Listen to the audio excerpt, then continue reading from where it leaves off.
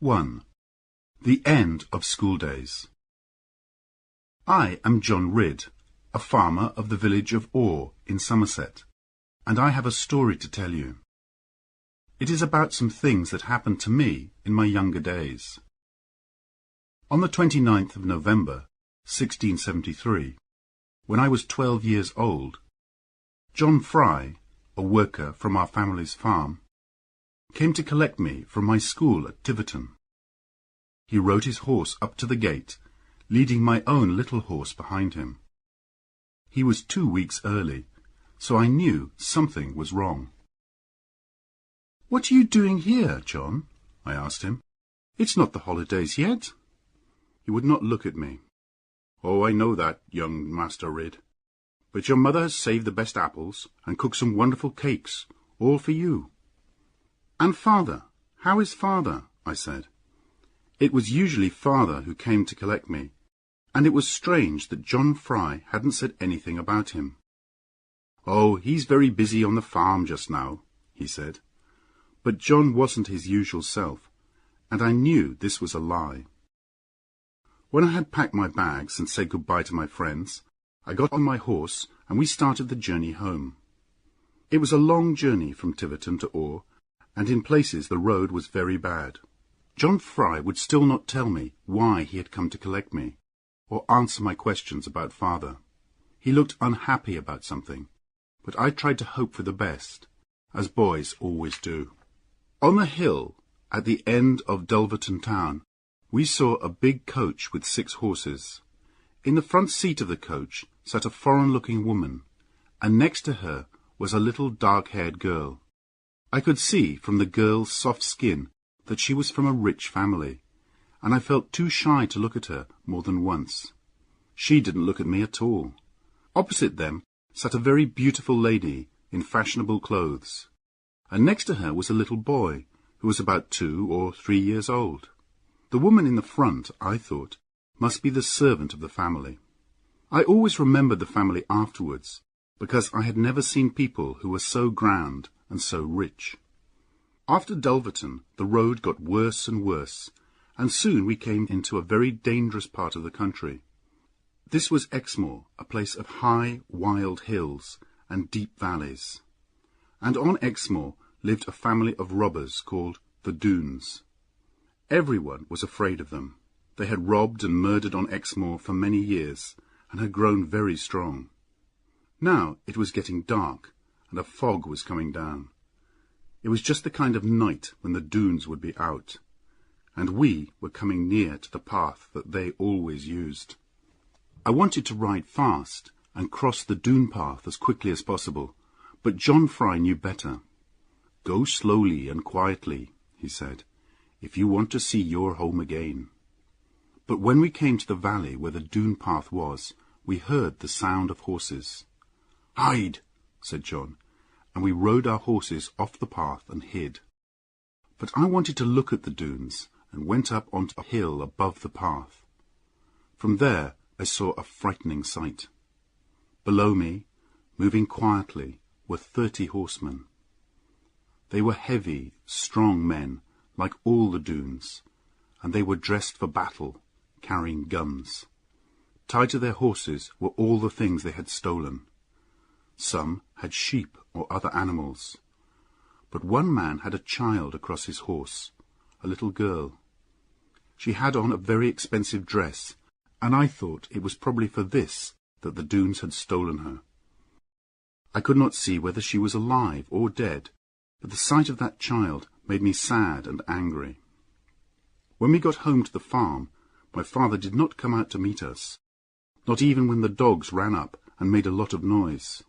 Perhaps he has visitors, I thought, and is too busy to come out. But really I knew this was not true. I went away and hid. I didn't want anyone to tell me anything. I heard my mother and sister crying when they came out to find me, but I could not look at them. Later they told me everything. My father had been killed. He had been murdered by the Doones. It happened on his way back from the market at Porlock on a Saturday evening. He was riding with 6 other farmers, and the Doones stopped them and asked them for their money. The other farmers passed their money over at once, but my father was brave. He rode at them, waving his long stick above his head. He managed to hit quite a few heads, but one Doone was waiting at the side of the road with a gun, and shot him. Although we knew it was the Doones who had killed my father, it was useless even to ask the local judges or law officers to do anything about it. They were afraid of the robbers too, or were even helping them. The Doones did almost anything they wanted on Exmoor. They were not local people. They came from the north of England, where their leader, Sir Ensor Doone, had been a rich man with a lot of land. But he argued with his cousin, the Earl of Lorna, who had even more land, and because of the trouble he caused, the king took away nearly everything that Sir Ensor owned. A proud, angry man, Sir Ensor refused to make peace with his cousin, and without his land and farms he became very poor. Then he found that people who had once been happy to know him now turned away from him. After this, Sir Ensor lived his life outside the law. With his wife and family and a few servants, he looked all over the country for a place to live, where no one would know him, and he could start again. He chose Exmoor, where few people live, and found the perfect place to build a new home. This was the place we now call Doone Valley. It is a green valley far from any town, surrounded by steep, rocky mountains. At first, Sir Ensor lived peacefully, and the local people were friendly, even bringing him presents of food. But as his sons grew older, they did not want to work as farmers, and they began to take whatever they needed from the local farms and villages. They carried off farmers' daughters to be their wives and give them sons, and so over the years the Doone family became bigger and bigger. They began as robbers, but robbery had quickly led to violence and murder. The people of Exmoor were too afraid to fight back, because the Doones were big, strong men and excellent fighters, and now only soldiers could hope to break into their valley and defeat them. So there was no punishment for my father's murderer. We buried him quietly, and my mother was left without a husband to manage our farm and take care of her 3 children. We were too young to be of much help to her yet. I was the oldest. Then there was Annie, 2 years younger than me. Then little Lizzie. For a while I wanted revenge. I was strong and growing stronger every day. But my mother always calmed me down when I talked of revenge. She did not want to lose me too, and I used to worry about what would happen to her and my sisters if I were killed. We tried to get on with our lives, but we missed my father terribly. Sometimes my mother and Annie would remember him and cry, and sometimes John Fry saw me with tears in my eyes, which I said was because of the cold wind. Lizzie, though she was the cleverest of us all, was too young to really understand what had happened. So the months passed. I learned how to shoot with my father's gun, and I worked hard on the farm to help my mother.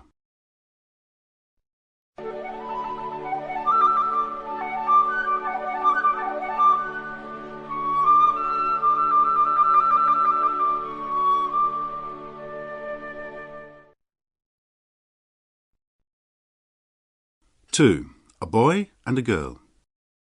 St. Valentine's Day, 1675, was the day that changed my life forever, though I did not know it then. I was 14.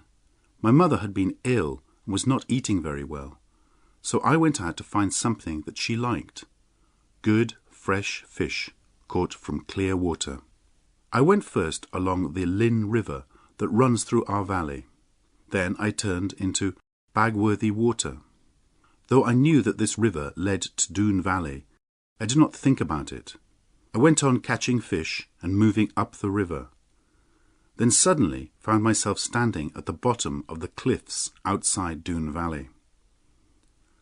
In front of me was a waterfall, a steep hill of smooth, fast-moving water. It was a wild, lonely place surrounded by tall trees, and it was already getting late. I knew I should turn for home, but I also wanted very much to see what was at the top of that waterfall. It looked a dangerous climb, but if I did not climb it, I would always remember that I was too frightened to do it. So I climbed. The water beat against my legs, once knocking me down so that I nearly drowned, but I pulled myself up and went on. When I reached the top at last, my arms and legs were aching, and my feet were cut by the rocks. I fell in the grass, exhausted. When I opened my eyes, for a few seconds I didn't know where I was. But, kneeling beside me, touching my face with a leaf, was a very young girl.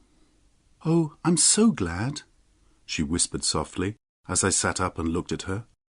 "Now you'll try to be better, won't you?" I had never heard as sweet a sound as this girl's voice, nor seen anything as beautiful as the large dark eyes that watched me, full of care and wonder. I stared at her without speaking, noticing her long, shining black hair. "What is your name?" she said. "And how did you get here?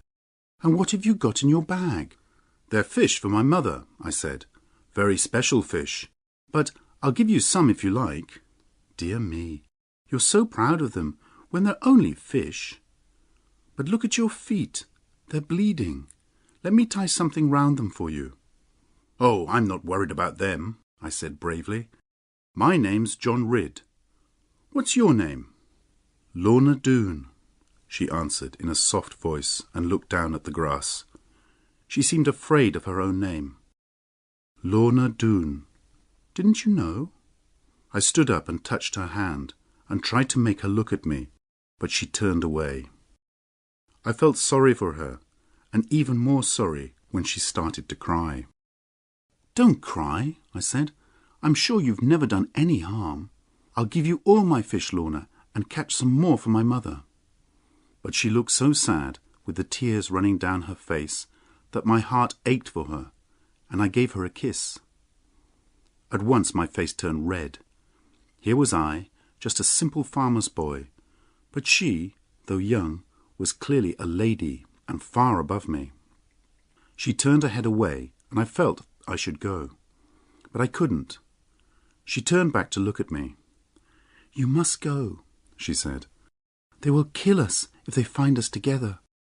You have found a way up into the valley, which they could never believe. You must go now, but when your feet are better, you can come and tell me how they are." She smiled at me, and I could see that she liked me. We talked for a while longer, but then a shout came down the valley. Lorna's face changed from playfulness to fear. We whispered our goodbyes, then Lorna ran away from me and lay in the grass, pretending to be asleep. I hid behind some rocks and saw 12 cruel-looking men come walking down the valley, looking for Lorna. One of them, the biggest of them all, a man with a long black beard, found her. "Here she is," he said. "Here's our little queen." He picked her up and kissed her so hard that I heard him. Then he put her on his shoulders and carried her away. But as she went up the valley on the back of this frightening man, Lorna turned and secretly held up her hand to me. Now I had to find a way out of the valley and get home. I almost broke my neck several times climbing down the mountain, and I did not get home until long after dark. My mother was angry with me, but I would not say where I had been. After my adventure, I thought a lot about the strange little girl I had met in Doone Valley, but I never really imagined I would go back to the valley again.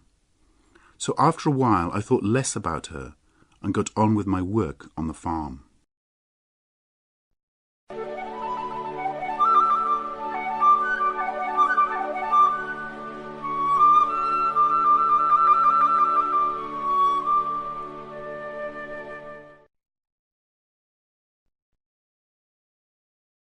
"3. Back to Doone Valley. The months and the years went by, and I grew very tall and strong, as my father had been. By the time I had finished growing, I was bigger than any man on Exmoor, and could pick up John Fry with one hand and hold him in the air, until he begged me to put him down.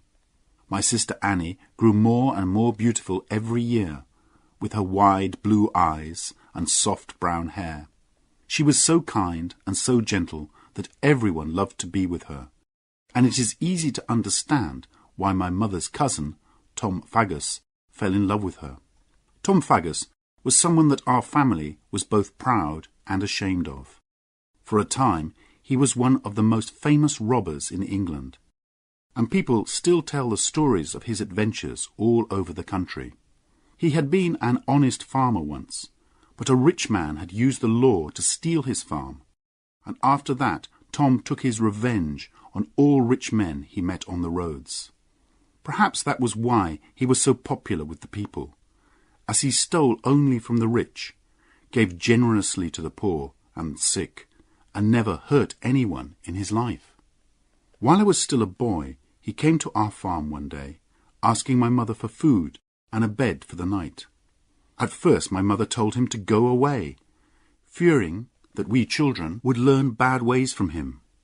But in the end she agreed. "You may be a bad man in some ways," she said to him, "but there are far worse than you. So come and sit by the fire and eat whatever we can give you." Tom always had a smile and a good word for everybody, and was great fun to be with. All the time he was with us, I saw Annie looking at him very kindly, and over the years we had many more visits from him. As for Lizzie, I never thought anyone would fall in love with her. She was small and thin, and perhaps a little too clever. You never knew what she was going to say next. But I should not talk in this way about my own sister. My mother didn't seem to grow any older, and was still pretty and as good-hearted as ever. She had never forgotten my father, and as the years went by, she still sometimes cried for him. In all this time, if I thought of Lorna Doone at all, it was only as a kind of dream, and the Doone men went on robbing and killing just as they pleased. Then one Christmas, when I was 21, my Uncle Ben was robbed by the Doones on his way across Exmoor. He had been coming to visit us, and when he didn't arrive, my mother sent me out to look for him. I found him on a high, lonely path, tied on to his horse with his nose to its tail. He was very angry and wanted revenge on the Doones. He asked me to show him where they lived, so that he could learn the best way to attack them when the time was right. So a day or two later, I took him up into the mountains that looked down on the valley. I had not been back this way since I was 14, and on the way I thought of the girl I had met in this valley, of her lovely dark eyes, her sweet smile, her sadness, and her loneliness. At the top of a steep cliff, we looked down into the long, green Doone valley. At either end was a narrow gap in the mountain walls. At the further end was the waterfall which I had climbed 7 years before, and at the other was what we called the Doone Gate. This was 2 rocky cliffs facing each other, with only a narrow path between them. It was like the gate of a castle, and it seemed impossible to break into the valley. But Uncle Ben saw a way. "Do you see how you could attack them?" he said. "If you put big guns along the cliffs on both sides, and fired down into the valley, you could defeat the Doones in half an hour."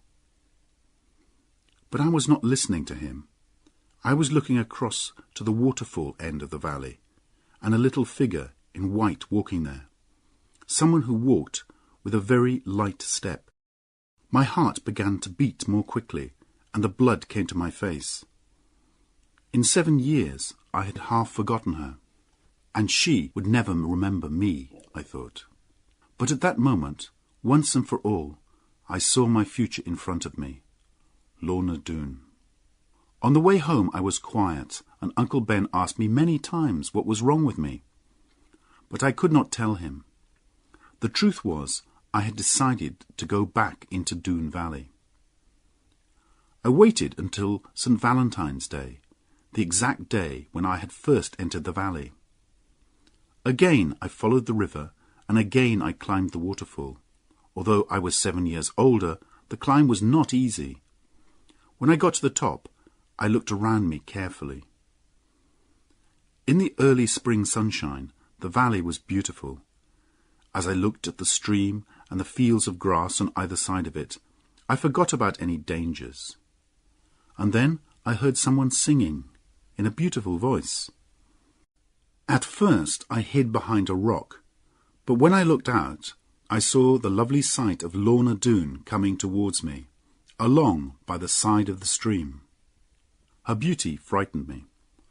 How could I, only a farmer, talk to her? But something seemed to pull at me, and I came out from behind the rock. At first she turned to run away, not knowing who I was. But then I said, "Lorna Doone!" and she seemed to remember me. A smile broke out on her face. "I'm John Ridd," I said, "the boy who gave you those beautiful fish 7 years ago, today." "Oh, yes, the boy who was so frightened that he hid behind those rocks. I remember. And do you remember how kind you were, and how you wanted to help me? And then you went away, riding on a big man's shoulders, and pretending you had never seen me. But you looked back and waved at me."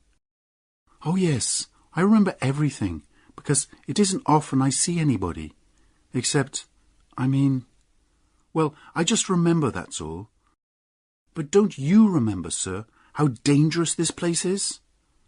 But I couldn't answer her. She had kept her eyes on me all the time. Large eyes of a softness and brightness and beauty that took my breath away. I felt love taking hold of me, a love too deep and too strong for words. How could I explain feelings that I did not really understand myself? She turned her eyes away from me. "I don't think you can possibly know, John Ridd, the dangers of this place, or what its people are like." I could see that she herself was very frightened. She was trembling from fear that someone might see me while I was there and hurt me. To tell the truth, I also grew afraid and thought I had better go and say no more until the next time I came. I touched her white hand softly. "Don't be afraid," I said. "I'll go now, but I'll come again soon and bring you some fresh eggs from our farm." She reminded me again of the danger. "But," she went on, "it seems that you still remember your secret way in." And she smiled at me kindly.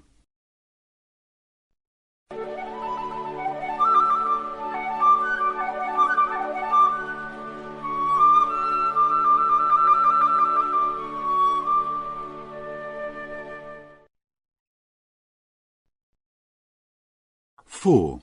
Lorna's Story." I went home with my head in the clouds and my heart on fire with love. All that week I could not stop thinking about Lorna, and I did my work on the farm in a dream. Soon I went to see her again. This time, when she saw me, she came quickly towards me. "Mr. Ridd, are you mad?" she said. "There are men on guard all round the valley. We must hide at once." She took my hand and led me to her secret place, which was a kind of room hidden in the rock of the mountain. It was a green, peaceful place, open to the sky above, but the only way into it was through a narrow entrance in a cave. I gave her the eggs I had brought her as a present, and at this she began to cry. "What have I done?" I asked. "It's nothing you've done," she said. "It's just a sadness that I feel when I see anything from the world outside. And you've been very kind, and I'm not used to kindness." I wanted to put my arms around her and kiss her, but I knew this would be wrong. So I sat and listened, and I think this made her like me more, because she began to tell me her life story. She told me everything except what her feelings were towards John Ridd. "Only 2 people ever listened to me, or tried to help me," she began. "One is my grandfather, Sir Ensor Doone, and the other is my uncle, a clever man whom they call the Counsellor. My grandfather is a very old and very hard man, except with me. He seems to know what is right and wrong, but not to want to think about it. And the counsellor smiles a lot and talks about what is right and good, but he never does a good thing himself. My Aunt Sabina used to take care of me, and she taught me very carefully. She was a good person, honest and kind, and when she died, it was like losing a mother. Now there is only one woman I can talk to, Gwenny, my servant. She is my closest friend. I don't remember my father, but they say he was the eldest son of Sir Ensor Doone, and the bravest and best of them all. They say, because of that I am their queen. I dream of a world outside this one, Mr. Ridd, a world of peace.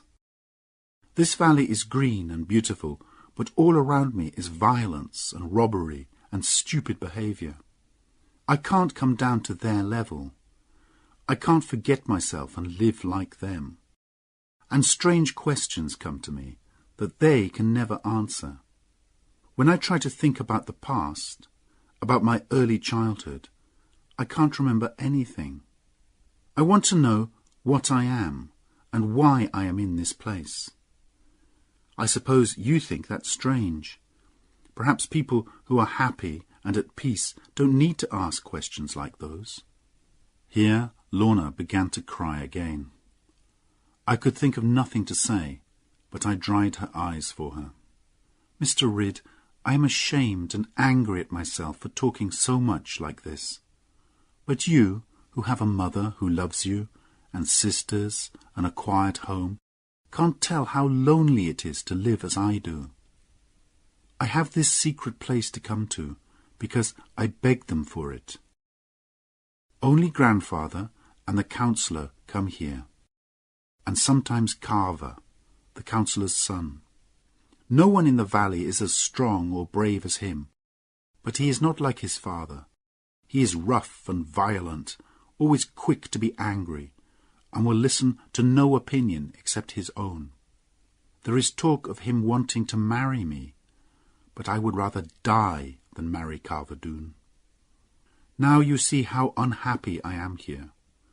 I would escape and go anywhere, but I know it would hurt my grandfather. This was too much for Lorna, and she couldn't tell me any more. She broke down and cried. I talked to her gently and kindly until she began to worry again about the danger I was in.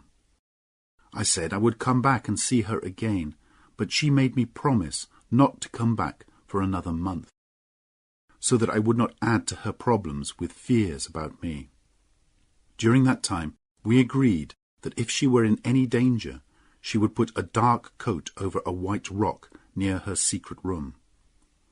I would be able to see this from a hill above the valley, and then I would come.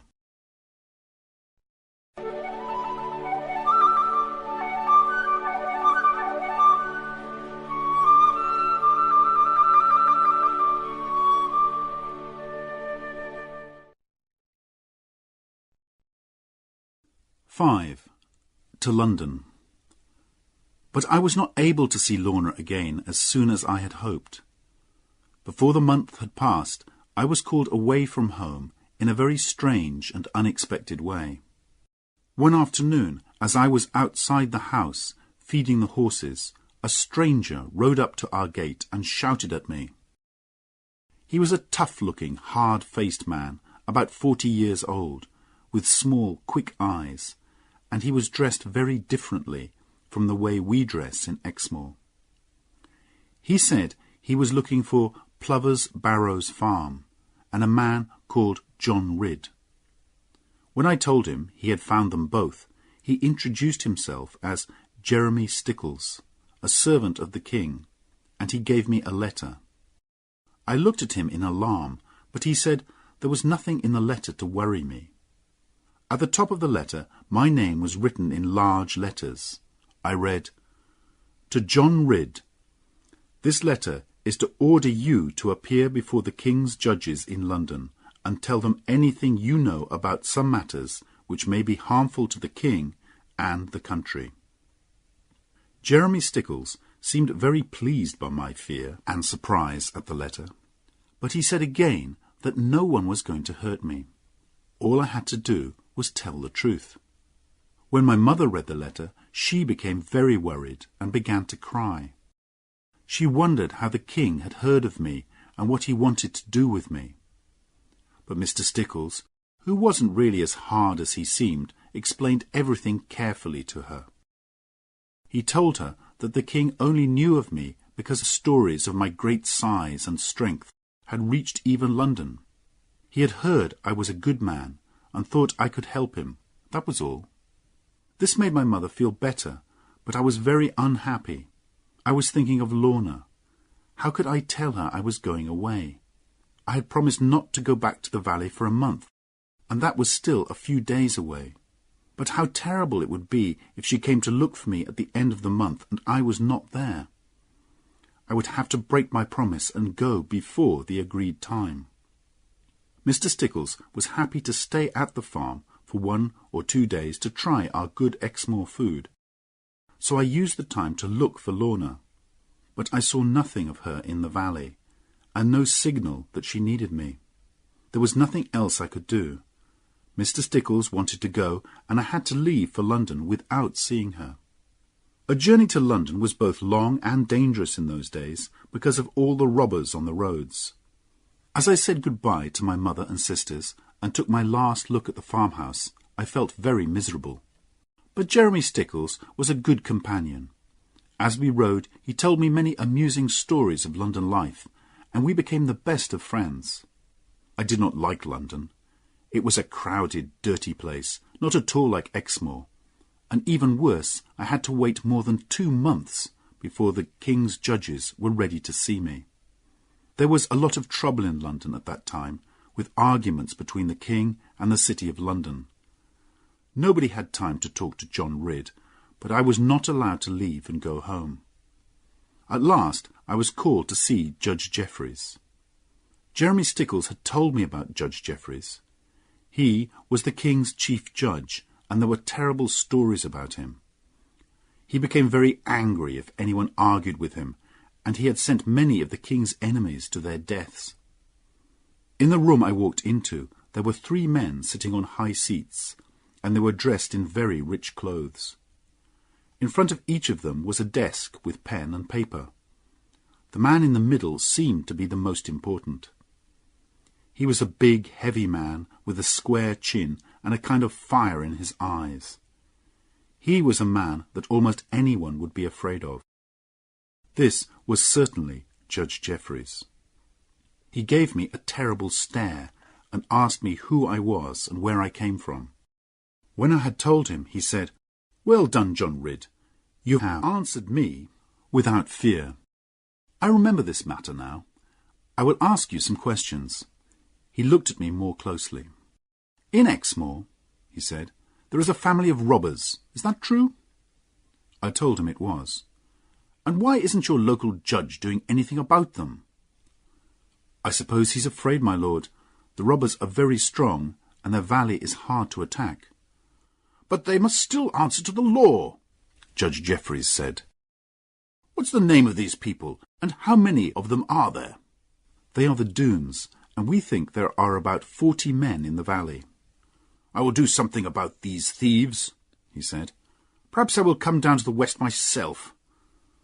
But then he stared hard at me again and asked, "Is there any sign in Exmoor of any dislike of the king?" "No, my lord. We don't know much about him." "That's a good answer," he laughed. "But the king knows he has enemies in the country. I see you know nothing about them, though. You're a good man, John Ridd. Keep out of trouble, keep away from the king's enemies, and from the Doones as well, and you will be safe.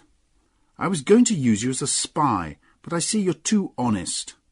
I will send someone else. But never tell anyone what I've said to you." Here he stared at me very angrily. But when he saw he had frightened me enough, he smiled again. "Now, go home, John. I will remember you, and I don't think you will forget me." I had no money left to hire a horse for the journey back to Exmoor, so I had to walk the whole way. It took me 7 days, and I was very glad to get home again.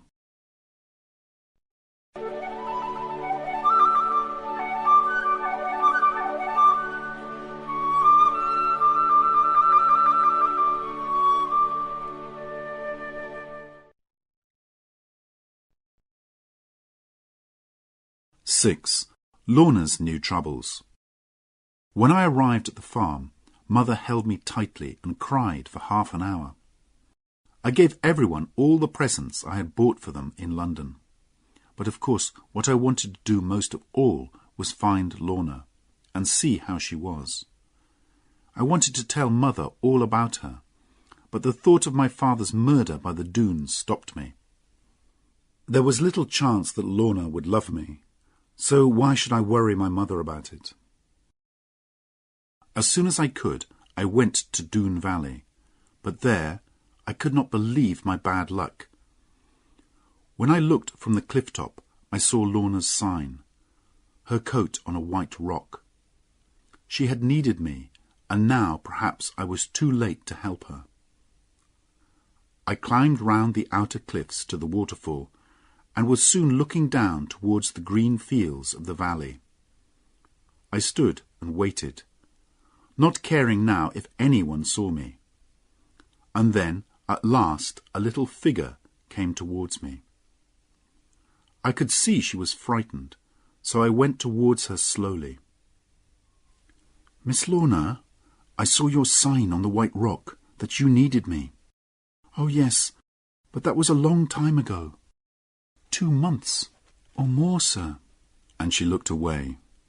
She looked so sad that I thought everything was over between us, and tried to turn away and go. But when she saw that I was hurt and ashamed, she ran towards me and took my hands. "Oh, John, I'm sorry. I didn't mean to hurt you," she said. How happy I was to hear her call me John. Then she led me away to her secret room, through the cave in the mountain. Since it was partly open to the sky, plants and flowers were able to grow there, and now, in the late summer, it was beautiful. She could not look at me at first, but when she did, I could see that she had been crying. "My grandfather is not well," she said, "and now Carver Doone and his evil father, the counsellor, have more control over the Doones. They want me to marry Carver. Not immediately, I'm only 17, but they want me to give my promise, in front of my grandfather, that I will marry Carver. They say it's for the peace of the Doones. That's why I left the signal out for you, Mr. Ridd. They wanted to force me, but my grandfather would not let them. They won't do it, at least while grandfather is alive. But they're watching me and following me, and I can't go where I want any more. Gwynnie is helping me. If she wasn't, I couldn't even be here talking to you. But perhaps even you don't care about me any more." Her eyes filled with tears, and I quickly explained about my journey to London. I told her how much I had missed her, and how I had worried about her all this time. Then I showed her the present I had brought her from London, a ring with blue and white stones. At first she cried even more, and then came and sat so close to me that I began to tremble. Then I picked up her hand, and, while I was pretending to look at its beauty and softness, put the ring on her finger. "Oh, Mr. Ridd," she said, her face going red. "I thought you were much too honest and simple ever to do something like this. No wonder you are good at catching fish. But no, John, you have not caught me yet, not completely, though I like you very much, and if you will only keep away, out of danger, I will like you even more." With tears still in her eyes, which seemed to come partly from wanting to love me as much as I loved her, she kissed my head. Then she gently took my ring off her finger, and kissing it 3 times, gave it back to me. "John, I cannot take it now," she said. "It would not be right. I will try to love you dearly as you could wish. Keep the ring for me until then. Something tells me I will earn it. very soon. This time I promised Lorna that I would not come back to see her for 2 months. If Carver or the counsellor became violent towards her, she would signal me as before. 2 months was a long time to wait, but because of what she had said to me, I was happy. Very soon after that I told my sister Annie about Lorna. I knew she would keep my secret, and it was good to be able to talk to her about my troubles. Then she gave me a surprise. Tom Faggus had asked her to marry him, and she had agreed. But although Mother liked Tom, we both knew she would not like her daughter to marry him. And how would she feel about me wanting to marry Lorna Doone? We promised to help each other, if we could. On the very first day after the agreed 2 months, I went to find Lorna. But this time, when I got to the top of the waterfall, she was not there. I waited for hours, but she didn't come. Then I saw something that made me afraid for her. While I was hiding behind a tree, a big man appeared, walking lazily down the valley. He wore a wide hat, a dark jacket, and tall boots, and he carried a gun over his shoulder. As he came closer, I could see his face clearly, and there was something in it that turned me cold with a kind of horror. It was a face that never smiled, and in his eyes was only cruelty. I did not doubt that this was Carver Doone. And this was the man, I thought angrily, who planned to marry Lorna? He had no idea I was there, but I almost hoped he would discover me. If we could fight hand to hand, a fight between us would be fair, as he was the only man I knew who was near my size. But I knew it would be a mistake to fight Carver. Whether I won or lost, the Doones would learn about me, and I would never see Lorna again. When, by the evening, Lorna had still not appeared, I went home. I went back to the valley every day for 2 weeks, but never saw Lorna. I saw Carver Doone again, though, walking with his gun round the top of the valley, and that worried me. I was sure that Lorna was in danger. I would go into Doone Valley and find her. This time I decided to go by the Doone Gate. It was a dangerous route, but I knew it would be useful to know how the Doones defended the main entrance to their valley. At night, the Doone Gate, with its tall black cliffs and sharp rocks, was a frightening place. There were no guards outside, and very quietly and carefully I entered the narrow, dark path between the cliffs. Soon I saw a light shining round a corner of the cliff, and, staying close to the rock wall, I stepped carefully up to the corner and looked round it. 2 guards were sitting by the light, with their guns on the ground beside them. Here the cliffs widened out into broken, rocky ground, with deep shadows between the rocks. The guards were clearly not expecting an attack, and were drinking and talking. I stood and watched, and while I was wondering what to do, they began to argue, and then to fight. This gave me my chance. I went slowly along the cliff wall, and then moved quickly into the shadows of the open rocky ground. The guards were so busy with their fight that they did not see or hear me, and I was soon past them and going down the hillside into Doone Valley. Lorna had told me that her grandfather's house was the first one after the gate. So, carefully and quietly, I went towards it and stood below one of the windows. I could not shout or call out because there were other guards around the small village, but luck was with me that night. Lorna came to the window, opened it, and looked out up at the night sky. I whispered her name. She jumped in alarm, but then looked down and saw who I was. "John," she said. "Oh, John, you must be mad." I was going mad because I didn't know what had happened to you, but you knew I would come. "I hoped you would. But do you see, they have put these bars across my window." She put her hand out through them, and I took it and kissed it, and then held both her hands in mine. "Oh, John, "You'll make me cry," she said, though I could see she had already been crying. "We can never be together. Why should I make you unhappy? Try to forget me." "Never," I said. "If we want to belong to one another, Lorna, no one can stop us. Only God, if he wishes it. Now tell me, why have you been kept in prison here?" "My grandfather is very ill now. I'm afraid he won't live long. The councillor and his son are the masters of the valley. They want me here where they can see me, so that I can't escape from Carver. And Gwynnie is not allowed to move about now, so I couldn't send you a message or signal you. You must watch this house day and night, John, if you wish to save me. There is nothing they wouldn't do. If my poor grandfather... Oh, I can't think only of myself when I should think of him." "How can I leave you even one more night here, Lorna?" I said. "You must, John," she said. "You're so brave, but I love you too much to let you stay any longer." "Yes, it's true, but I cannot leave my grandfather while he's dying. So, if you love me, John, you must go." "I'll go for now, but when I hear that your grandfather has died, I will come and get you out of here. If I promise to take you safely away, will you come with me?" "Yes," she said. "Of course I will."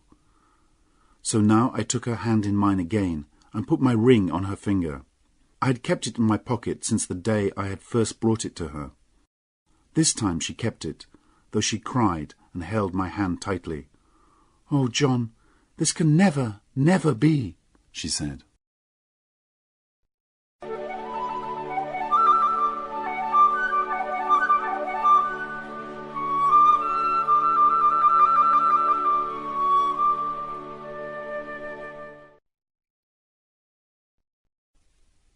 "7. Lorna leaves the valley." I left Doone Valley by my own secret route and went home to make plans for bringing Lorna to the farm. It was time to tell Mother all about Lorna and the danger she was in. At first Mother was very angry and unhappy at my news. She talked wildly about going away and leaving the farm, but after a time she began to calm down. "When you see her, Mother," I said, "I'm sure you will love her like a daughter, and I know she will love you with all her heart. She is so good and gentle." Mother was too kind-hearted to be angry for long. She cried a little more, then smiled and said, "Well, God knows what is good for us. You must bring her here, John, and I will teach her how to be a farmer's wife." Lorna and I had agreed a new signal. There was a tall tree near her grandfather's house, which I could see from the cliff top above the valley. In the top branches of the tree there were 7 large birds' nests from last summer. Gwynnie could climb like a cat, and if one morning I saw only 6 nests, then Lorna's grandfather was dead and she was in great danger. It was a bad winter that year. We had more snow than anyone could remember, and on Exmoor the snow was soon so deep that no one could walk on it safely. I had to find a way to cross this, but I had an idea. Lizzie had once shown me a book about the icy countries of the far north, where people wore snowshoes. The book had pictures of these wide, flat shoes which stopped travellers' feet going down through the snow. For the first time I thanked my sister in my heart for reading so many books. I found some wood and animal skins, and soon I had made some snowshoes, like the ones in Lizzie's book.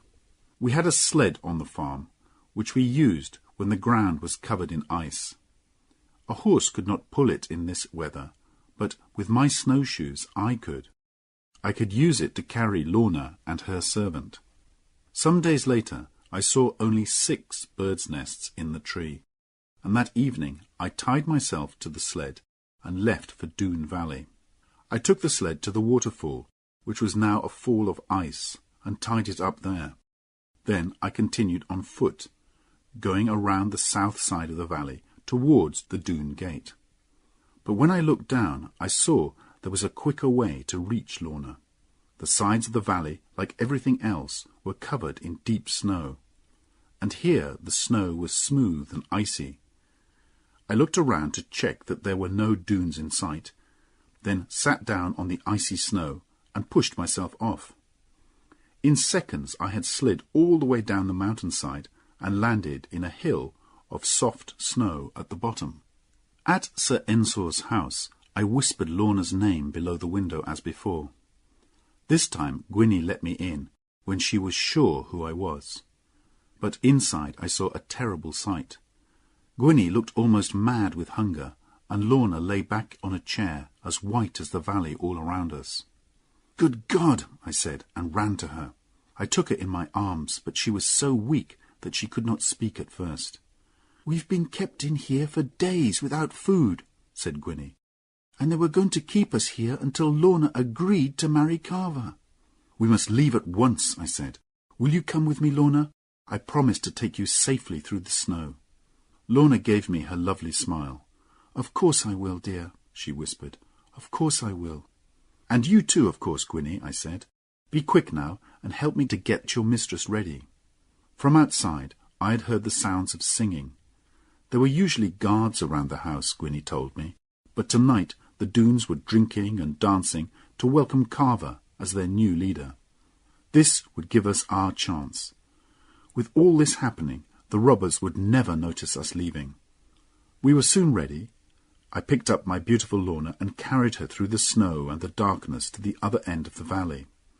Gwynnie was able to follow us, putting her feet in the places where my snowshoes had been.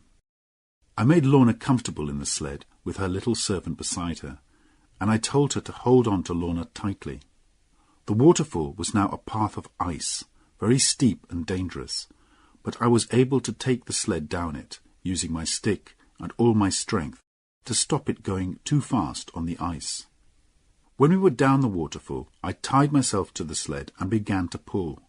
It was hard work for me, but the best work I had ever done in my life. There was no time to lose, with Lorna so weak from hunger and cold, so I pulled fast, and an hour later we were home. My mother and sisters came to the door and helped me to carry Lorna in. We put her in a chair by the fire and gave her some soup. Then she slept, while I watched over her. After a time she began to wake up. She put her trembling hands into mine, and looked at me with so much love in her eyes that I could not find the words to speak to her. We sat like this for several minutes, and then we heard a little sound behind us. It was Mother, crying with happiness to see us so loving. At this, Lorna got up and went to her. She knelt beside Mother's chair and looked up into her face. Mother put her hand on Lorna's hair. "My sweet child," she said softly.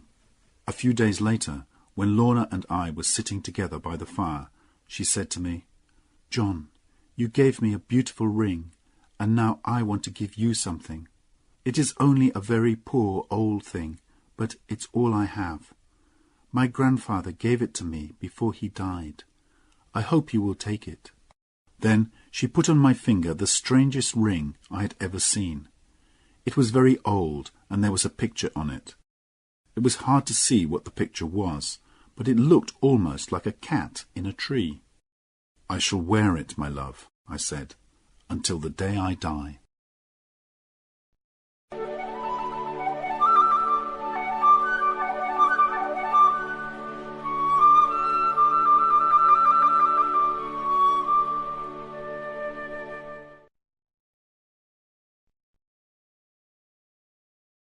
(8) The Attack. Soon everybody in our part of Exmoor knew that Lorna Doone was at Plover's Barrows farm. So I knew the Doones would come looking for Lorna as soon as they could. But for now the weather saved us. They could not move in the snow, and when the rains came in spring, they had even bigger problems. The rains were heavy, and when the snow also turned to water, the rivers became very high. In Doone Valley, the robbers' homes were almost under water. They needed most of their men to take care of their village.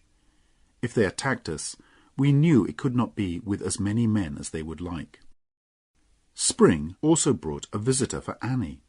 The snows had kept Tom Faggus away from the farm all winter, but now he came to see her, and he had something to tell her. "Before the snows came," he said, I went to London, and I have something to show for it." Then out of his pocket he took a letter. It looked very important, and had the king's sign on it. "What do you think it is?" We all looked at it, but it was full of long lawyer's words, and no one could understand what it meant. "I'll tell you what it means," laughed Tom. "It means that I'm not a criminal any more. This letter says that the king is ready to forget all my years as a robber, and I am a free man." We all wondered how this could be, but then Tom explained. "I spoke to Judge Jeffreys. He knows me. He said, 'If you promise never to rob again, you can go free. There's enough for the king to worry about in this country already, with all his enemies. So if we can forget about you, that's good enough for us.'" Everyone felt proud of Tom. We thought it had been very brave of him to go to Judge Jeffreys, but now he had something even better to tell us. With the money he still had, Tom had bought some land. He was going to live an honest life and be a farmer again. So we were not surprised when Tom asked Mother if he could marry Annie. Mother was not very sure of the new farmer Faggis. She was afraid that he would get bored with farming and go back to being a robber. But she could see that he loved Annie very much, and between us, Annie and I managed to persuade her. Now we began to prepare for the Doone's attack. Though the rivers were still high, people had begun to see a few of the robbers out on the roads, and we knew it would not be long before we would have to fight them. As we were preparing, we received another visitor, my old friend Jeremy Stickles. This time, though, he had not been sent to find me. To our surprise, he told us that he had been spying in Exmoor for many months. He had been sent down this way again by Judge Jeffreys and the king. "You must not tell anyone what I'm doing," he said, "but I have been sent to do important work. The king has many enemies, and now I have been given some soldiers, though only a few, to help me look for them. But I have to ask you, can my soldiers and I stay here for a while?" I agreed immediately. When the Doones attacked, it would be a great help to have soldiers staying in the house. I told Jeremy all about Lorna, and he promised to help defend our farmhouse against any Doone attack. The next day Stickles came with his men. There were only 6 of them, but even to have these was a help. All we could do now was wait, and be ready each night for an attack. One day I came home late from the fields and found all the women trembling with fear. Lorna had seen Carver Doone. She had gone out in the evening to look at some flowers by our stream. There were thick bushes on the other side, and when Lorna looked up, she saw 2 cruel black eyes staring at her. She was too frightened to move. Carver could not cross the stream because the water was too high, but he lifted his gun and fired at the ground by Lorna's feet. "Unless you come back tomorrow," he said, "and tell me how to destroy that farmer Ridd, who will soon be a dead man because of you, this will be the place of your death." Lorna told us this, trembling. We knew that Carver would not wait until tomorrow, and we got ready for an attack that night. When the Doones attacked a farm, they always started fires in the hay ricks first, to frighten everyone and show what they could do. So when darkness came, I went with my best gun and a heavy stick to one of the hay ricks and waited beside it. I had made sure that Lorna stayed in the house, but little Gwynnie climbed a tree near the river. From there she could see up the river to the only place where it was possible to cross. Soon the moon came up, and before very long Gwynnie came running towards me. "10 of them, coming across the river," she said. "They'll be here in a minute." "Go into the house and tell Mr. Stickles and his men.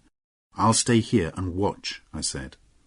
The robbers broke down our gate and rode towards the house. I could see the soldiers hiding in the shadows, waiting for the order to fire. But the Doones then turned towards the hay ricks. "Kill every man and every child and burn the farm," came the deep voice of Carver Doone. "Start over there." He was pointing to the hayrick where I was, though he could not see me. "But remember, Lorna is mine, and I will kill any man who touches her." As Carver spoke, I pointed my gun at him, but, will you believe me? I didn't shoot. I had never killed a man, nor even badly hurt one. I did not think it was an easy thing to do. Now I can say that I wish I had killed him. But I put my gun down and picked up my stick, a more honest weapon than a gun, I thought. 2 young Doones came towards me with burning sticks. The first put his stick to the hayrick I was standing near, and it started to burn. I hit him on the arm and heard his bone break as he fell over with a shout of pain. The other man ran to see what had happened, and I took his fire stick and broke it.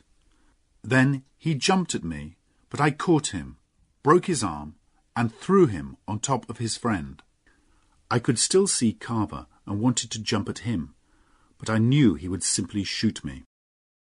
While I was thinking about it, there came a loud noise and 6 tongues of flame from near the farmhouse. Stickles had ordered his men to fire at the Doones as they came towards the house. 2 fell, and the others ran back. They had something to think about now. No one had ever fought the Doones as we were doing that night. Now my moment had come.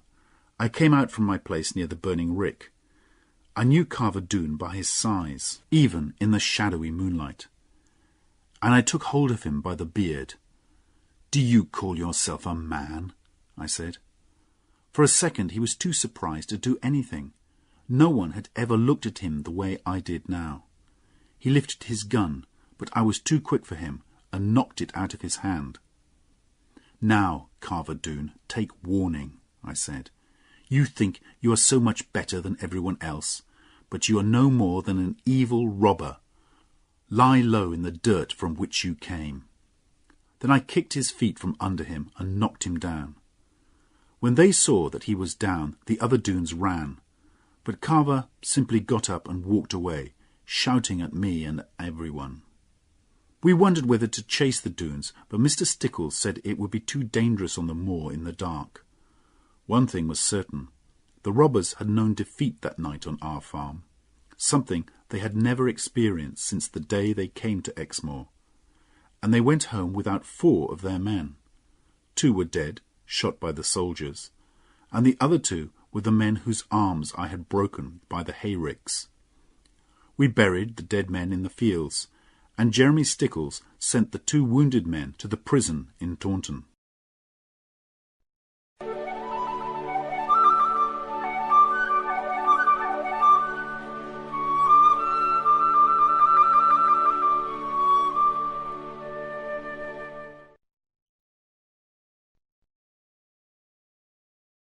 (9) Lorna's true story. The Doones' attack had been defeated. We knew that they would come again as soon as they could in larger numbers. But for now, Jeremy Stickles gave me something else to think about. My dearest wish was to marry Lorna as soon as I could. But after Jeremy's story, I began to wonder if it would ever be possible. A few days after our battle with the Doones, Jeremy said he had something to say to me. "John, I didn't think the time was right to tell you this before, but now you must hear what I have to say. As you know, I've been riding around Exmoor for many months, looking for information that might be useful to the king. I remembered all that you told me about Lorna, and I think I have discovered something about her. It may not be easy for you to hear, John. Are you ready?" "I will do my best," I said. So he began his story. 6 or 7 months ago, before the snows began, I stopped at an inn on my way from Dulverton to Watchet. The inn was all by itself, right by the sea, and was very quiet. I was the only person staying there, and the woman who owned the inn sat down and talked to me during my meal. She was dark and foreign-looking and intelligent. I was very interested to know how an unusual woman like her had come to live in this lonely inn, and she told me her story. She said that she was from Italy, and her name was Benita. Many years ago, while she was working in Rome, she had met an English family. They were travelling in Italy because they'd had a terrible argument in England with another family. Benita did not know much about the argument, except that it had been about land. Benita liked this English family. They were very rich, but they were also kind. So when they asked her to travel with them and take care of their children, she agreed. She loved the children, a little girl and boy, so she was very happy in her work. At first everything went well. Together, Benita and the family travelled up through northern Italy and into France. But on the French side of the Pyrenees, the husband of the family had a riding accident and was killed. His wife was deeply unhappy and would not move from the place where he had died for many months. But finally she decided to go home to England and try to start life again. Benita stayed with her, and they took a ship to the Devon coast. They stayed at Exeter and then left in a coach for Watchet in the north of Somerset. The lady had a house there where she planned to live. They were warned at Dulverton about robbers on the roads, but the lady would not listen. She even travelled at night, which, as we know, is a very dangerous thing to do. So, of course, they were attacked by robbers. It happened near the sea. The coachman drove onto the sand, and the robbers followed on their horses. The coach's wheels began to go down in the soft sand, and as the robbers came nearer, the lady pointed to one of them and said, "I know that man. He's our family's old enemy." Then a great wave crashed against the coach and turned it over. Benita hit her head on the door and could not remember what happened. The next thing she knew was that she was lying on the sand and the robbers had gone. She looked around for her mistress and saw her sitting on a rock with her dead son in her arms. The little girl had disappeared. Benita and the two coachmen took the lady into the town, but later that night she died. "This is a sad story," said Jeremy. "Give me a drink, boy." I saw that there were tears in the brave man's eyes. "What was the lady's name?" I asked. "And what happened to the little girl? And why did Benita stay there?" "I will answer the last question first," said Jeremy. "That's the easiest. Benita stayed in that place because the Doones, if that's who they were, stole everything from the coach, and she had no money. She could not go back to Italy. She married a man who lived near the place because he was kind and could give her a home." "But the little girl, Jeremy, what happened to her?" "John, can't you see it? You're more likely to know than anyone in the world. As certain as I sit here, that little girl is Lorna Doone." The truth was, I had guessed this almost from the beginning of Jeremy's story, but it was almost too painful to believe, and I wanted Jeremy to say it.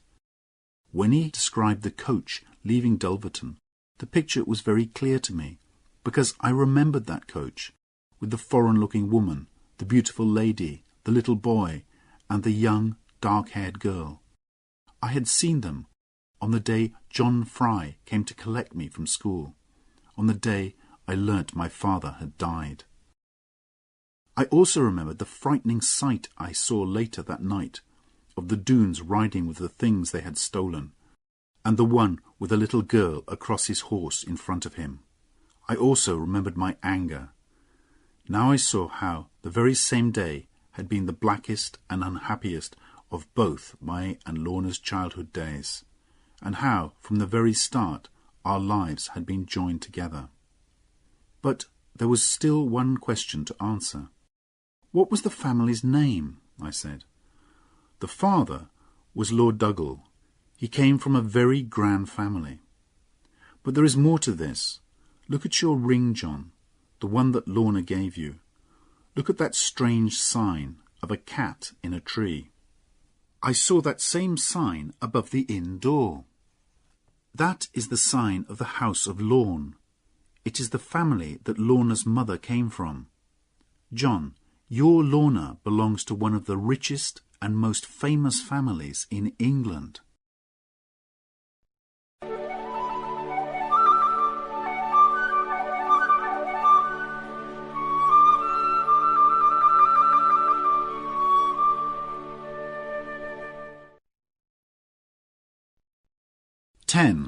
Gone. Now I had to tell Lorna. So, a day or two later, with an aching heart, I went to tell her what Jeremy had said. I'm afraid that some of my sadness was for me, because now, more than ever, it was certain Lorna was far, far above me. How could she possibly marry a simple farmer now? We sat in the garden, and she held my hand while she listened without a word to what I said. But by the look in her beautiful eyes and by her trembling hand, I could tell how she was feeling. At the end, she turned away and cried for her poor parents. But she spoke not even one word of anger about what had happened to them. Then, to my surprise, she turned to me and caught me in her arms and kissed me as she had never done before. John, I have you and only you, and I want no one else. It does not matter how rich or important my family is. It was impossible to doubt those clear, deep eyes and bright, trembling lips. But I was afraid of what the future would bring. To me, she was Lorna Doone, but to the world, she was Lady Lorna Dougal, young, beautiful and rich. And if the world learnt about her, it would want to take her away from me. Now the date of Tom and Annie's wedding was decided, and I went to Dulverton to buy a present for them. As I was riding, I had time to think more about what Jeremy had told me. It was clear from his story that Lorna's mother's family, the Lornes, were the family with whom Sir Ensor Doone had argued about land before he came to Exmoor. This explained why Lorna's mother had called him her old enemy when she saw him that terrible night. And this must be why the Doones had carried Lorna away and kept her and never told her who she really was.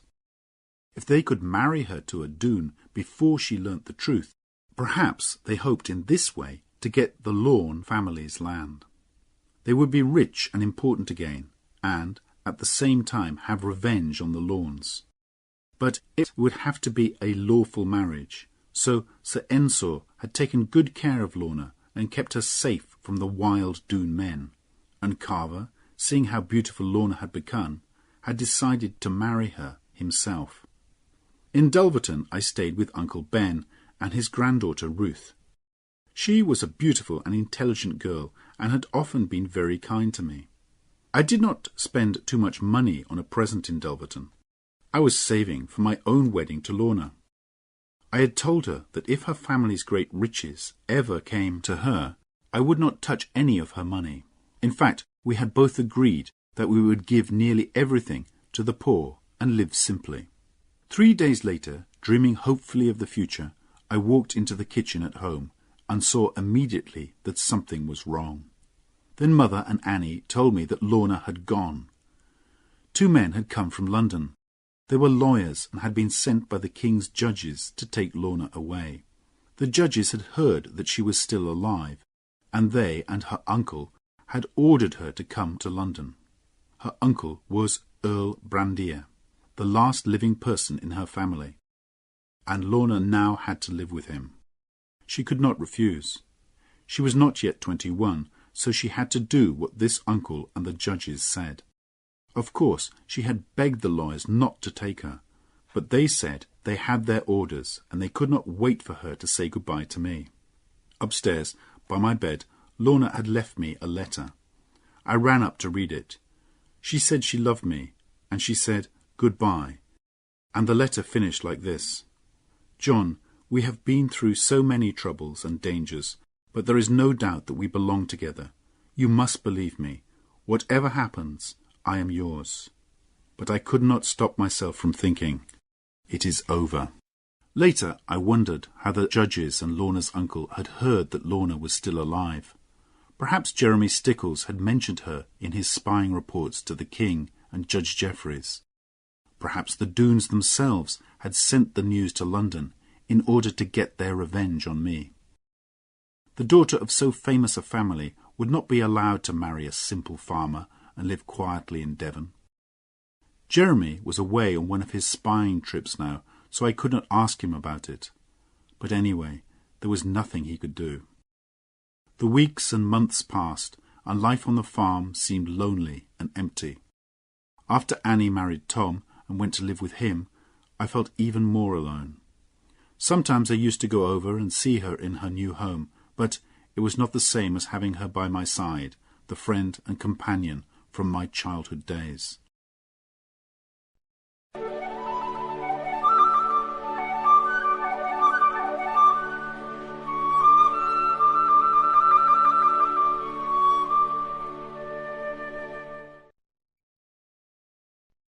(11) Tom Faggus in danger. We still lived in fear of another attack from the Doones, and now that the soldiers had gone, we had no one to help us. The main reason for their first attack, Lorna, was gone, but I was sure that Carver now hated me with all his heart, and would destroy us all if he could. However, Jeremy Stickles brought us some good news one day. The King had at last agreed that the robbers should be punished, and that Jeremy should do whatever was necessary to catch them. So perhaps the Doones were saving their strength, preparing for a much bigger fight than their argument with me. Then something happened which made everyone afraid for the future. Suddenly, King Charles II died. There was terrible trouble in England as everyone argued over who should be the new king, and soon fighting began. I wondered if all this would bring any danger for Lorna. But the truth was, I knew very little about her now. She had not written to me since the day she had left, or even sent a message. I only knew what I had heard from travellers in the town. They said that young Lady Lorna Dougal was much talked about in London as one of the most beautiful women in the city. I became more and more certain that she had forgotten all about John Ridd among the brightest stars of London. In June the fighting became more serious. There was now a new king, James, the son of Charles II, but many people in Dorset and Somerset were against him and had joined an army of rebels. There was no chance now that Jeremy Stickles and his soldiers would fight the Doones. King James needed all his men to fight the rebels. At first we were very worried. Surely the Doones would attack us now. But the Doones had seen a new hope for their future. They had joined the king's enemies, hoping to win back their old land in the fighting. So they had sent most of their men to join the rebels, and were too busy again to worry about the Ridds, at least for a while. As for me, I had decided that this battle between the king and his enemies was not my fight. Most people in the towns and villages around Oare were on the king's side, and we gave no help to his enemies. But sensible people stayed at home. Too many men would die in the fighting anyway, without our joining them. However, I did get involved in the troubles, because one rainy day Annie came to see us with some bad news. She ran into the kitchen, her face wet with tears. "Oh, John," she cried, "you must help me." "Whatever is the matter, Annie dear?" I said. "It's Tom," Annie cried. "He's gone to join the rebels. And you must go after him and bring him back." We had been afraid of this. Tom could not forget the excitement of his old life and had become bored with farming. Mother was very unhappy and did not want me to go, but I had to help my unhappy sister. And although I knew it would be dangerous, I was quite glad of the chance of adventure. Perhaps, who knows, I would learn some news of Lorna on my travels. So I promised to fetch Annie's husband home, and early the next morning I rode away on our fastest horse. I went from town to town, asking for news of the fighting, but it was 4 days before I finally found the two armies at Bridgewater. There had been a great battle the night before, which the rebels had lost, and many of them now lay dead or dying on the battlefield. I shall never forget that terrible sight. I thought Tom must be dead, and I walked all over the battlefield looking for his body. Several times I stopped in my search to give some poor dying man a last drink from my water bottle. After a time I found myself near an old farm building, and I suddenly saw that the riderless horse standing in the doorway was without doubt Tom Faggus's horse. I hurried into the building and found Tom lying on the ground, badly wounded. He could still speak, but only in a whisper because of the pain. "Put me on my horse, John," he said, "and she'll take me home. No one can catch her. She's the fastest horse alive. It's my best chance of escaping." He was right. The king's soldiers were still riding around the battlefield, looking for rebels to kill. So I tied up Tom's wound as best I could, put him on his horse, and turned the horse's head for home. "Thank you, John. I am safe now," he whispered. He lay along his horse's neck to close the wound in his side. "But look out for yourself, John Ridd." I watched Tom's horse disappear into the distance, and only a minute later I turned and saw soldiers coming towards me. "Stop," they said, "in the name of the king." "I'm not a rebel," I said. "I'm on the king's side, and—" But they would not listen to me. "You are an enemy of the king," they said, "and the punishment is death." I tried to argue with them, and as they laid their hands on me, I knocked one soldier to the ground. This made them even angrier, and the captain ordered his men to tie me to a tree and shoot me at once. There was nothing I could do against 20 men, so I closed my eyes and tried to think about Lorna and my mother. The captain gave the order to fire, but at the same moment I heard a horse coming towards us, and another voice shouting, "Stop!" It was Jeremy Stickles. He rode his horse between me and the guns and started to argue with the captain. His voice was the sweetest sound I had heard for a long time. The argument was soon over. I heard Jeremy mention Judge Jeffreys once or twice, and before long he had persuaded the captain not to shoot me. "This man, John Ridd, is my prisoner," said Jeremy, "and I shall take him to London for trial there." As we rode away together, I thanked Jeremy with all my heart for saving my life. "You're not safe yet, John," he said. "I know you're not an enemy of the king, but many people will not believe you. If you want to stay a free man and keep your farm and land, there is only one thing you can do. You must come to London with me and tell your story to Judge Jeffreys."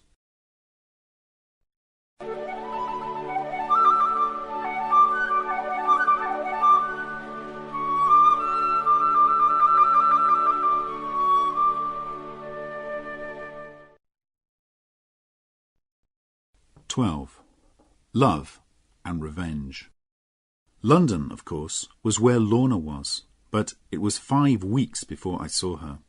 Because I was a kind of prisoner, I was not allowed to move freely around the city, and I had to report every day to the judge's rooms. However, I came before Judge Jeffreys at last. He remembered me, believed my story, and gave me papers which said I was a free man and an honest servant of the king. I was now free to go and see Lorna, but, to tell the truth, I was a little afraid.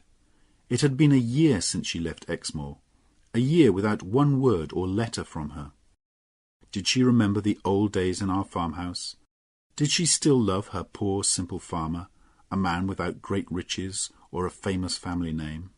It was true that the Ridds had held their own land on Exmoor for hundreds of years, but Lorna came from a family that had Scottish kings in its history. Everybody in London knew Lady Lorna Dougal. They spoke of her great beauty, and told me how rich she was, and that the Queen was very friendly with her. But if Lorna still loved me, then neither riches nor a proud family would keep me away from her. So, with fear and hope in my heart, I went to Earl Brandier's house. It was a very grand place. I was taken upstairs to a little sitting room and told to wait. Then suddenly the door opened and Lorna was standing before me in a simple white dress, with her long black hair falling down her back.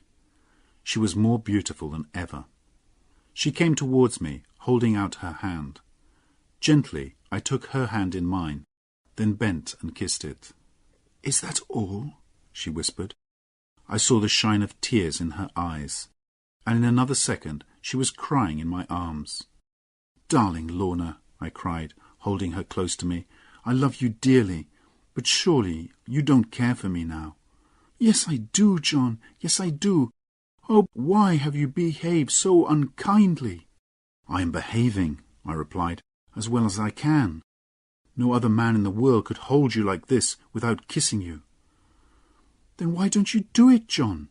asked Lorna, looking up at me with a laugh in her bright eyes.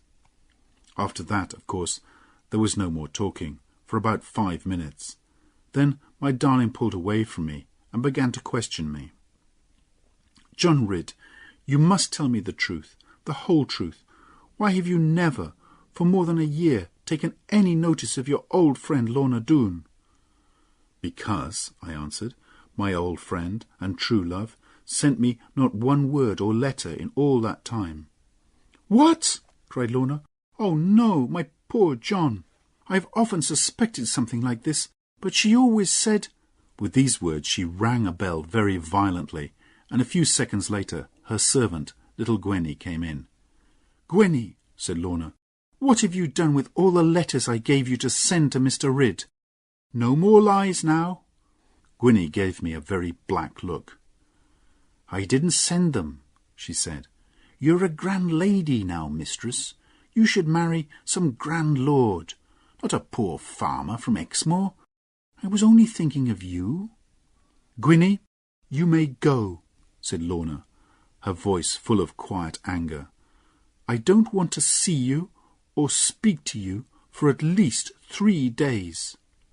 At this, Gwenny ran out of the room, crying noisily, and Lorna turned to me. "Oh, John, try not to be too angry with her. She loves me very much, and I'm afraid that if you take me, you'll still have to take Gwenny too." "I'll take 50 Gwennys," I said, "if you want me to." After this we spoke of ourselves. I tried to tell Lorna that, when she was free to decide her own future, she must think very carefully. The world would say she was mad if she chose to become a farmer's wife. Of course, at Plover's Barrows Farm she would have a comfortable home, plenty of good food, and all the love and care I could give her. But it was not the same as being a grand lady who owned half of Scotland and who could marry any lord she wanted. Lorna could not wait for me to finish. "I decided long ago, dear John," she said very seriously, "that you must be my husband. I think it was the day you climbed up the waterfall with your shoes off and a bag of fish for your mother. So after all these years of loving, shall little things like money and a family name separate us? They mean nothing. I have not been here a year, John, without learning something. Oh, how I hate it. Only my uncle and Gwenny really care for me. All the rest are only interested in my land and money.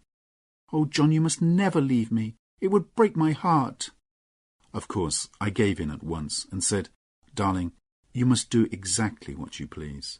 For that she gave me the sweetest of kisses, and as I left, I went grandly down the great stairs of Earl Brandier's house, thinking of nothing else except that.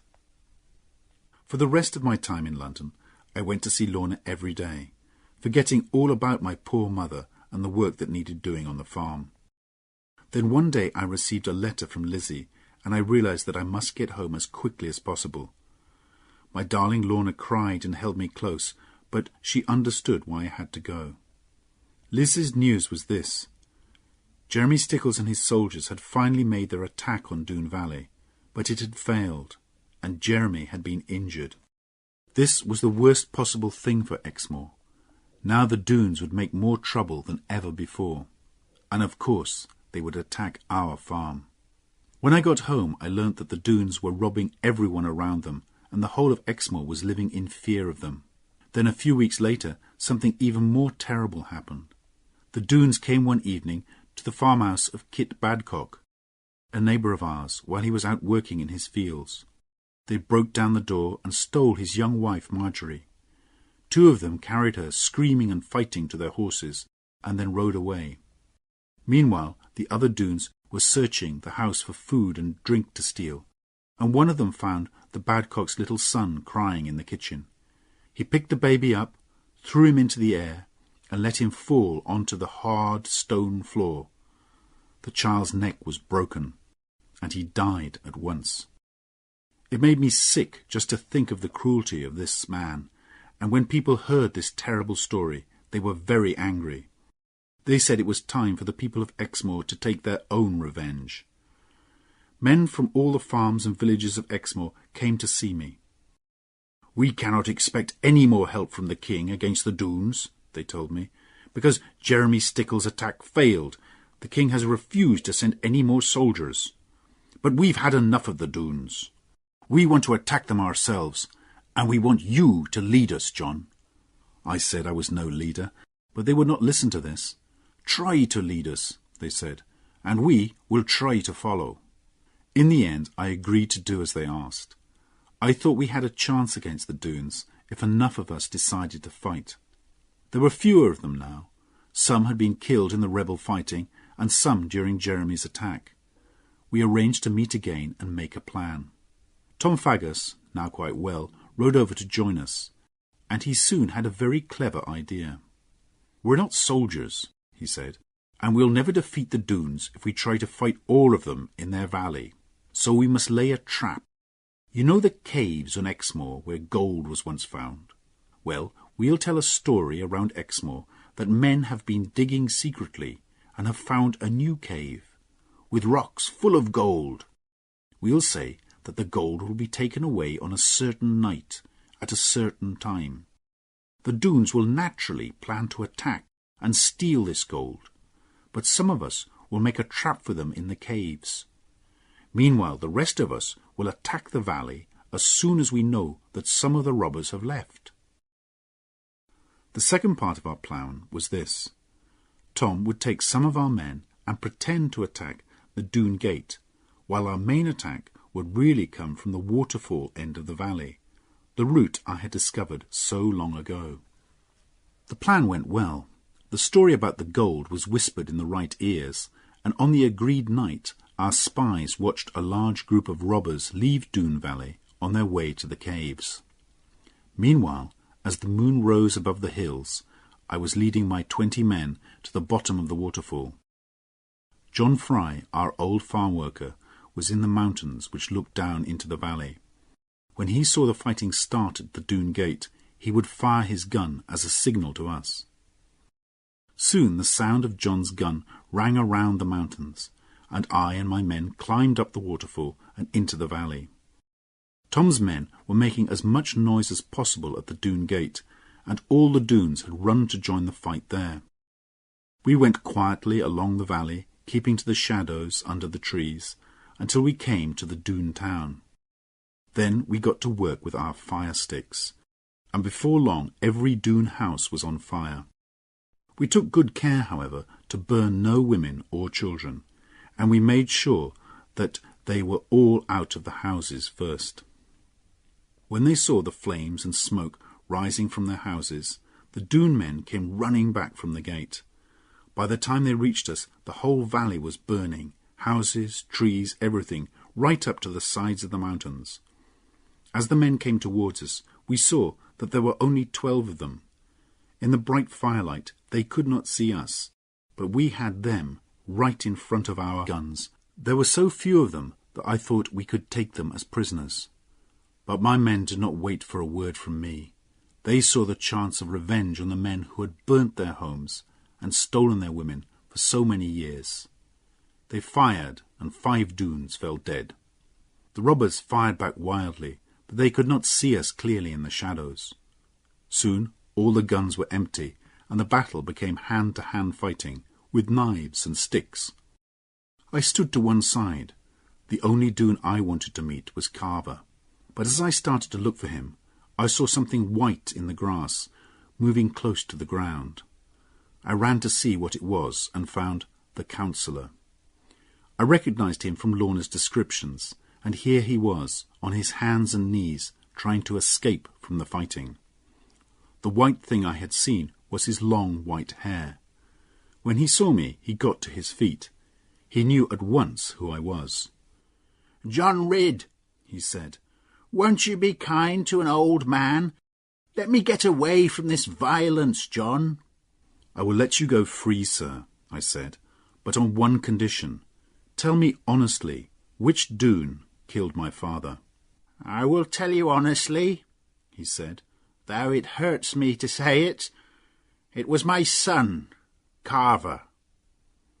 "I thought it was him," I said, "but you were not there, so I don't blame you." "I've always been against violence," the counsellor said, shaking his head sadly. "And now, John, let me go." He was an evil, lying old man, but I let him go. I don't know what happened to him, but he was never seen again on Exmoor. Then I went to look for Carver, but did not find him. Afterwards I heard that he had led the Doones who had gone to the gold caves. Our trap was successful, and all the Doones had been killed, all except Carver, who had ridden his horse through the attackers and escaped. The Doones were totally defeated, though. When the sun came up above their valley the next day, all their houses were nothing but blackened wood. We had lost 16 men in the fighting, but out of nearly 40 Doone men, only Carver and the counsellor were left alive. But the thought that Carver, that cruel and violent man, was still living somewhere on the moors, did not give me much peace.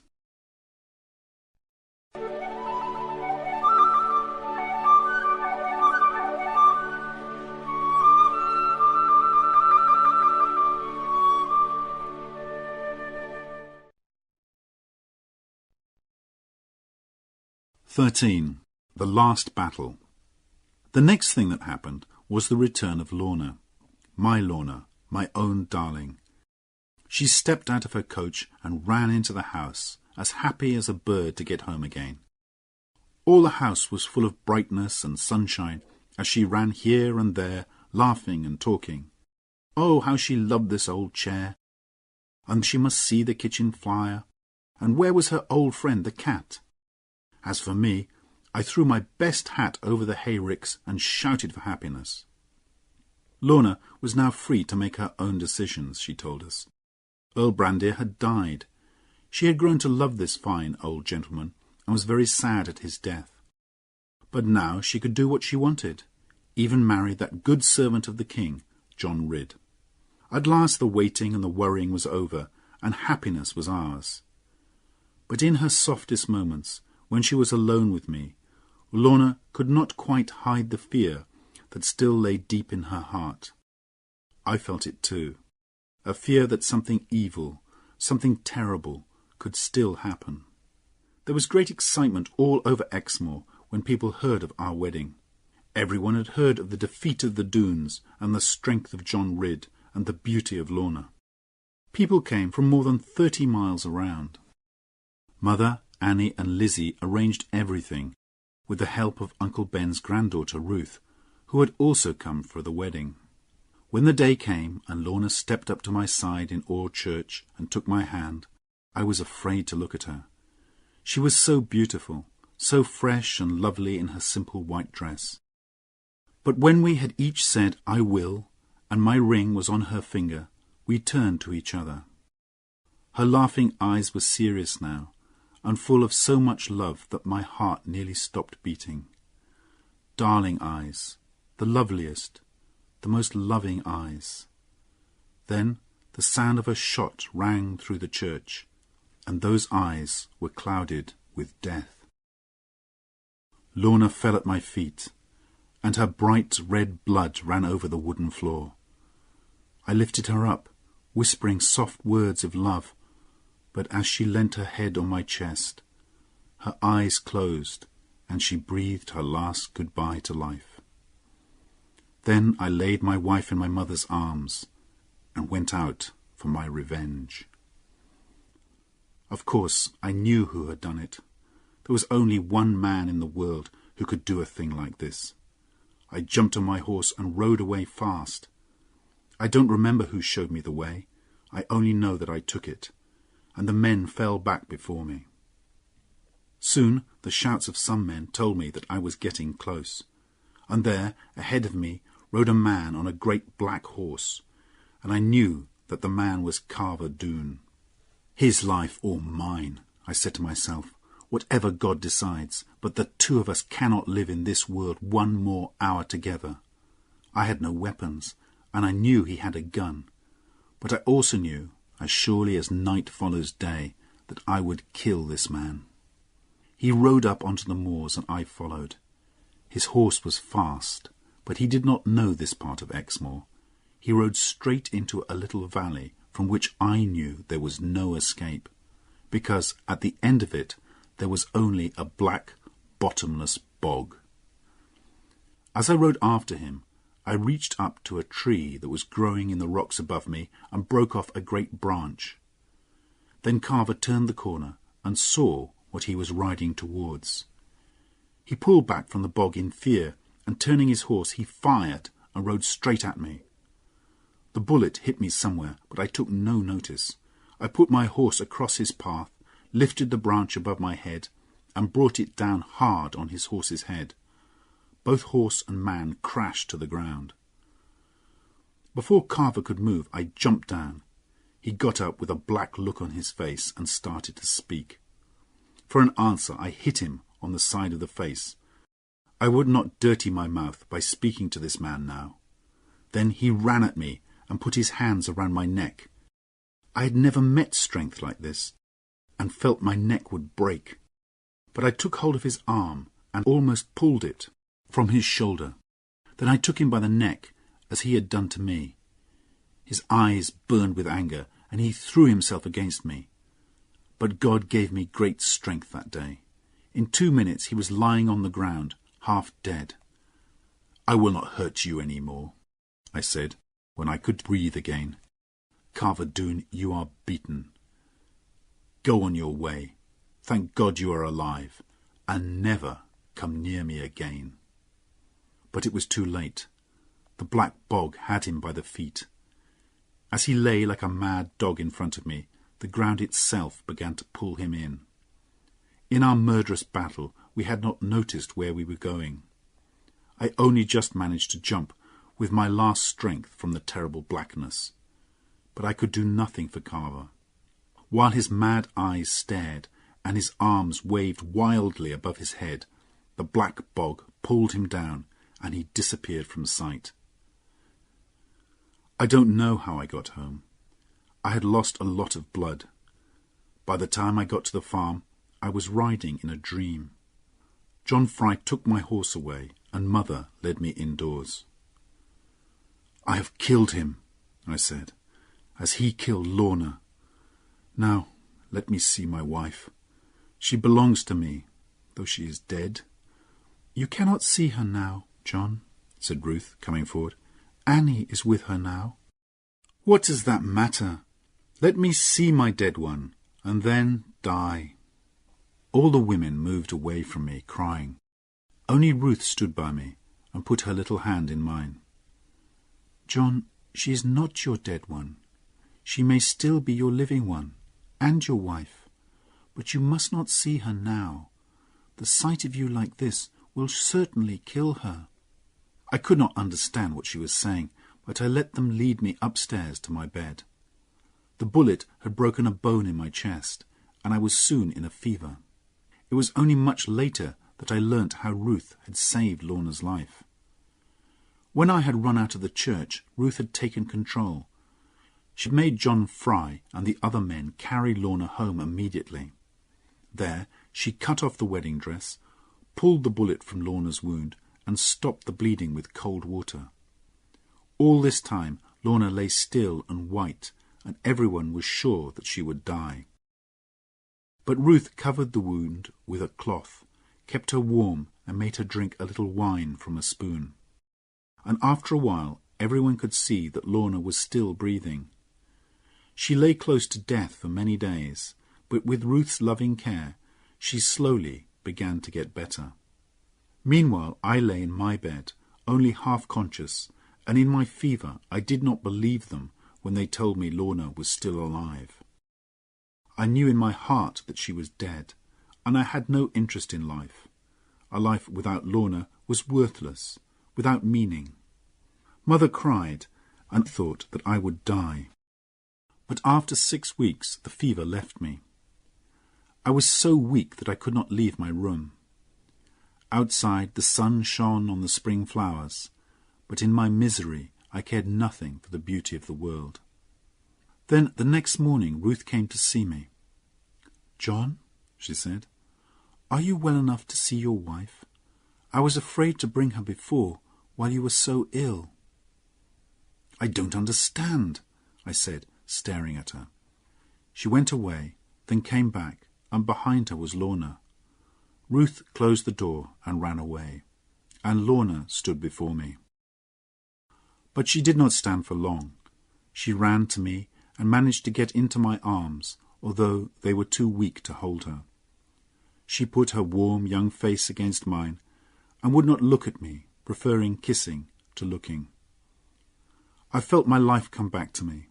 I felt the happiness of living and of loving.